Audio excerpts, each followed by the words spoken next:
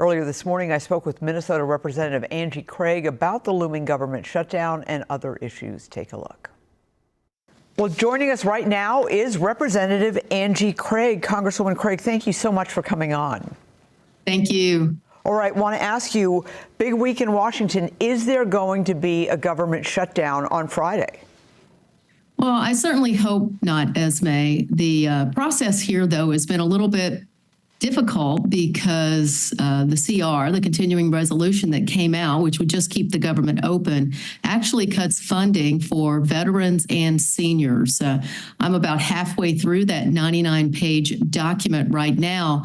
So I hope my Republican colleagues understand that bill that they put out, that continuing resolution, is really not a great starting point for us. So I hope there'll be some additional conversations this week. And keep in mind, we should already have a budget. We should already have our budget, our work done here.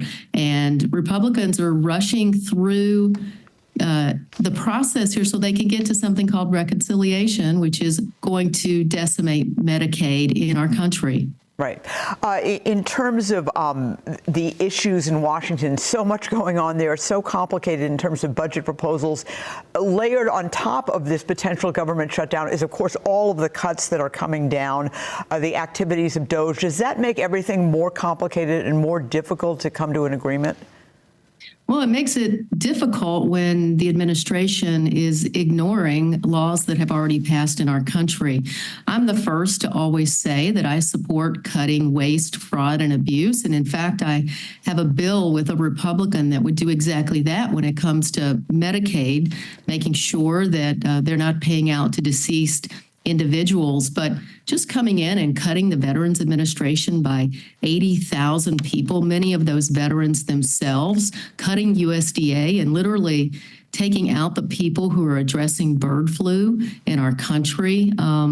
This is no way to run a government. I was working in business for 22 years, 12 of it right here in the Twin Cities, and it's incompetence at this point. I want to ask you about the recent quarterly report on the post office.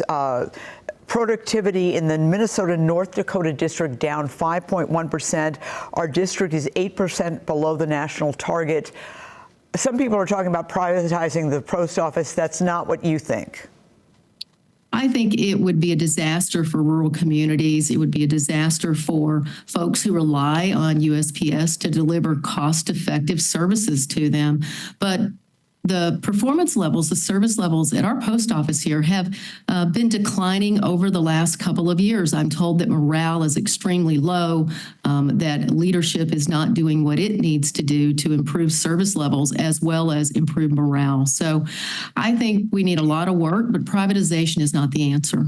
Okay. A lot of people are talking about your political future. Let's take a look. We've got some graphics for the November 2024 election in which your district was won by Kamala Harris by about 6 points.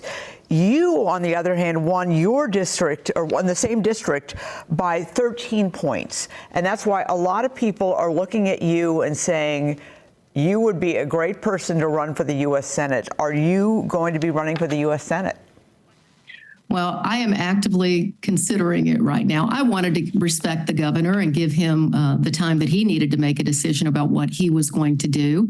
He's done that now. He's not running for the U.S. Senate, and I've started those conversations. My day job here in Washington has been a little bit time-consuming, but it's been an honor to serve the 2nd District, and it would certainly be an honor to serve the state of Minnesota. More to come in the next few weeks. All right. Well, Congresswoman Angie Craig, always a pleasure. Thank you so much for joining us. Thank you, Esme.